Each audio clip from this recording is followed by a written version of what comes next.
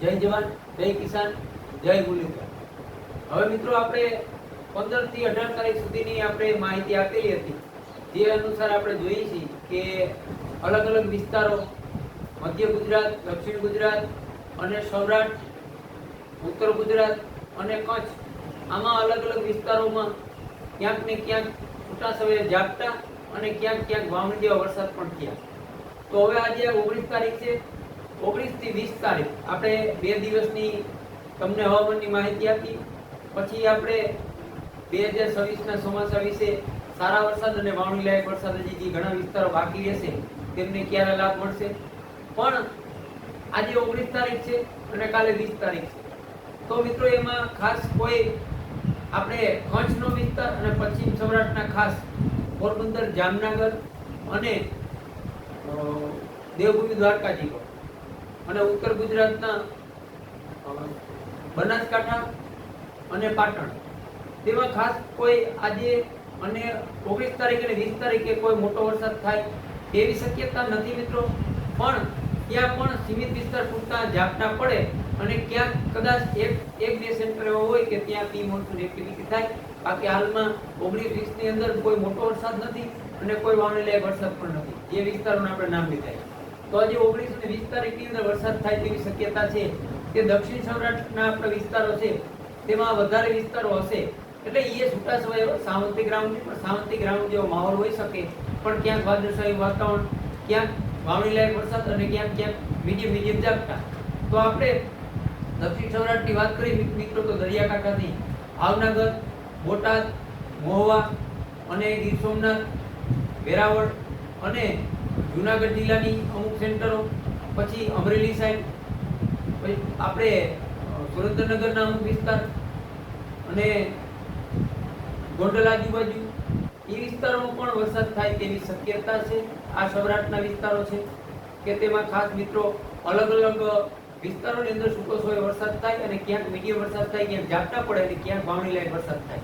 તો 19-20 તારીખ સૌરાષ્ટ્રના વિસ્તારોમાં ક્યાંક ને ક્યાંક વરસાદ જોવા મળે અને અમુક વિસ્તારોમાં વાવણી લાયક વરસાદ પણ થાય। તો મધ્ય ગુજરાતની વાત કરીએ મિત્રો તો અમદાવાદથી વડોદરા, પછી ઘણા વિસ્તારો મધ્ય ગુજરાતના હોય તેમાં છૂટાછવાયા વરસાદ જોવા મળશે। તો કે 18 તારીખે તે વિસ્તારોમાં ઘણા વિસ્તારોની અંદર વરસાદ સારો થયો છે અને 19-20 તારીખની અંદર પણ ત્યાં વરસાદ થાય તેવી શક્યતા છે। દક્ષિણ ગુજરાતના પણ ઘણા વિસ્તારો હશે કે તેમાં સારા વરસાદનો લાભ મળશે અને જૂન મહિનાની અંદર દક્ષિણ ગુજરાતમાં તો સારો વરસાદ જ થશે। હજી તારીખ અનુસાર આગળ પણ વરસાદ સારો જોવા મળશે। પણ હવે મિત્રો વાત કરીએ તો આ વરસાદ તો છૂટા છવાયે જોવા મળે છે અને ક્યાંક ક્યાંક વિસ્તારોમાં વાવણી થાય છે। તો ઉત્તર ગુજરાતના તમામ ખેડૂત ભાઈઓનો પ્રશ્ન એક જ હોય છે કે કિશોરભાઈ, ઉત્તર ગુજરાતની અંદર સારો વરસાદ અને વાવણી લાયક અને સાવંતિક રાઉન્ડ ક્યારે આવશે? તો મિત્રો મારા અંદાજ પ્રમાણે જૂન મહિનાની અંદર છૂટાછવાયા વરસાદ તો જોવા મળશે, પણ 22 તારીખ પછી ક્યાંક ને ક્યાંક થોડો ઘણો પરિવર્તન પણ આવશે, પણ એની ઉપર આપણી સતત નજર છે। હવામાનમાં કઈ બદલાવ આવશે તો આપણે માહિતી આપશું। પણ ખાસ મિત્રો આજે ઉત્તર ગુજરાતના તમામ વિસ્તારોને હું મારા ચેનલ દ્વારા એક માહિતી, સારી એવી માહિતી આપવા માંગુ છું કે ઉત્તર ગુજરાત વાળા વિસ્તારોને પણ જુલાઈ મહિનાની અંદર સારા વરસાદનો લાભ મળશે। એટલે કોઈ ટેન્શન ન લેતા, ભલે જૂનની અંદર તમને છૂટાછવાયા સીમિત વિસ્તાર પૂરતા વરસાદ થતા હોય પણ જુલાઈમાં સારા વરસાદ થાય। તમામ વિસ્તારોના ઉત્તર ગુજરાતના આપણે એ પણ તારીખ સાથે જ્યારે જૂન મહિનો પૂરો થશે ત્યારે તમને લાઈવ અપડેટ આપશું। પણ ઉત્તર ગુજરાતના તમામ ખેડૂત ભાઈઓને એક આજે મારા ચેનલ દ્વારા ક્યાંક ને ક્યાંક એક માહિતી આપવાનો પ્રયત્ન કરું છું કે જુલાઈ મહિનાની અંદર તમામ ઉત્તર ગુજરાતના વિસ્તારોમાં સારો વરસાદ થશે। એની પહેલાના જે વરસાદ થાય એ લોટરી મુજબ તે તમારે બોનસ પોઈન્ટ સમજી અને એ વરસાદને સમજવા, પણ સારા વરસાદ જુલાઈ મહિનાની અંદર થશે।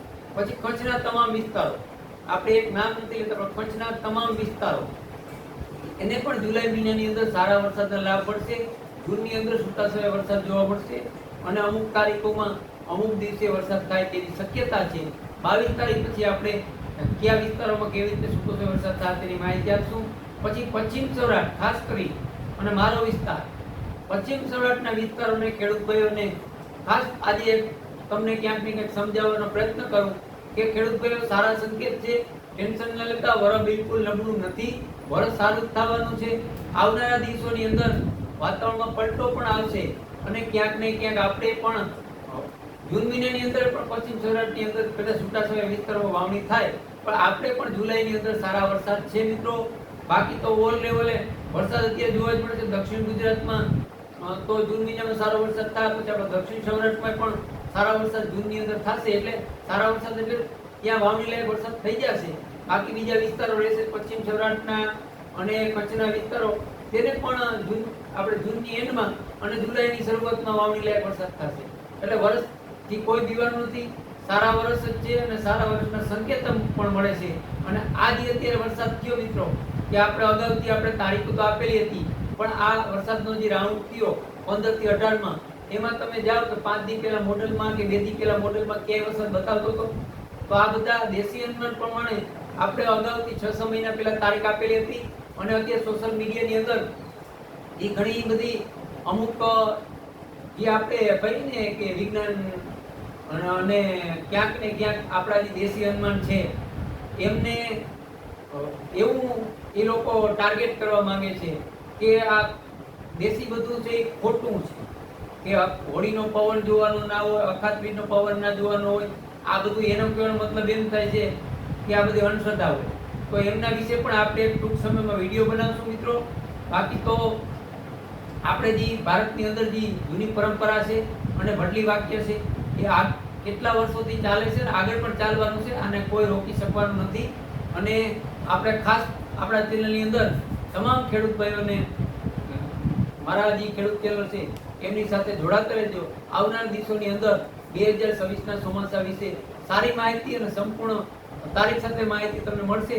અને 2026ના ચોમાસામાં ક્યાંક ને ક્યાંક અમને માહિતી દેવાની અને આગાહી કરવાની મજા આવશે, અને ખેડૂત ભાઈઓને સારા વર્ષનો લાભ લેવાની મજા આવશે.